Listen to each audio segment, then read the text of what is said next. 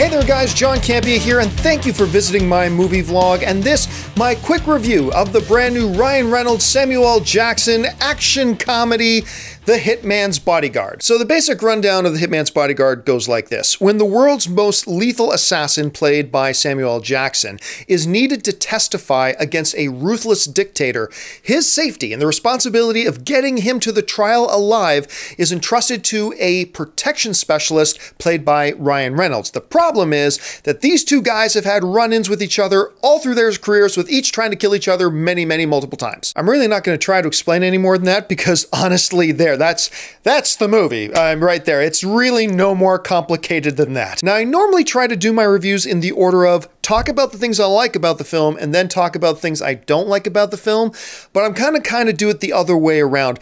Let's start with the things I don't like about the film.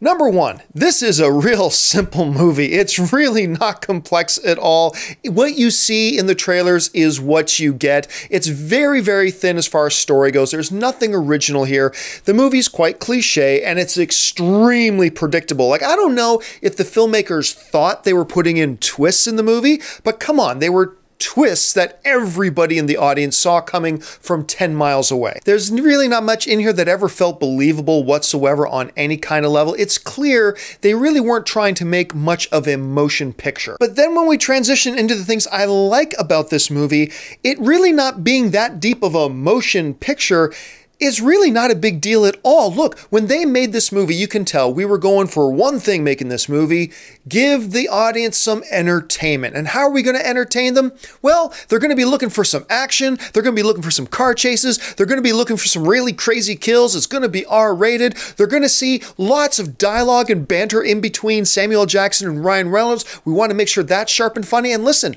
on all those things I just listed, this movie works. So like, during the screening of the movie, was I ever being really wrapped in and drawn into the story? No, not at all. It's laughable. But I was in my seat being entertained.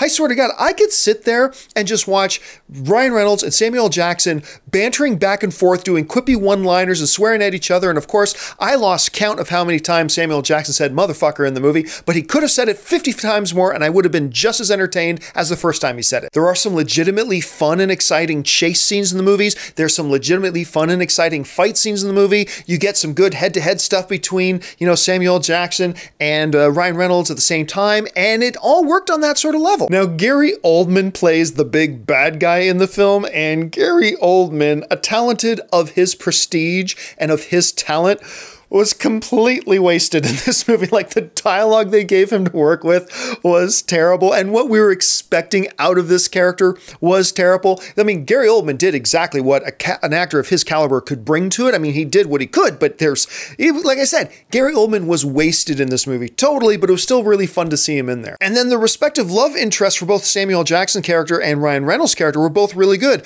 Ryan Reynolds' love interest is Elodie Young. You remember her, she played Elektra in Daredevil recently, and she's great in that, and she brings something to this role as well. Selma Hayek plays Samuel L. Jackson's wife, and she certainly brings some really fun elements to it as well. And so on that level, yeah, sure, the supporting cast worked. So at the end of the day, is Hitman's Bodyguard going to be one of those movies that we talk about 5 years from now? No, absolutely not. Is Hitman's Bodyguard a great movie? No, absolutely not. But is Hitman's Bodyguard a decent night at the movies if you just want to go laugh a little, feel a little bit of excitement, and giggle and chuckle and come out of the theater being kind of entertained? Then yeah, I think Hitman's Bodyguard will fill the purpose for that. I recommend going and checking it out. But really, the most important things here are, what do you think about all this? Were you expecting big things from this movie? Did you have no expectations? Were you one of the lucky people that got to see advanced screenings? If so, what did you think of Hitman's Bodyguard? Jump into the comments section and leave your thoughts below. Hey, listen guys, if you're one of the people who enjoys my 70 to 90 videos every month, check in the description of this video for a link to my Patreon page and consider becoming one of my Patreon supporters. Make sure you click subscribe, become a subscriber to this YouTube channel. That'll do it for me, guys. Thanks a lot for joining me, and until the next video, bye-bye.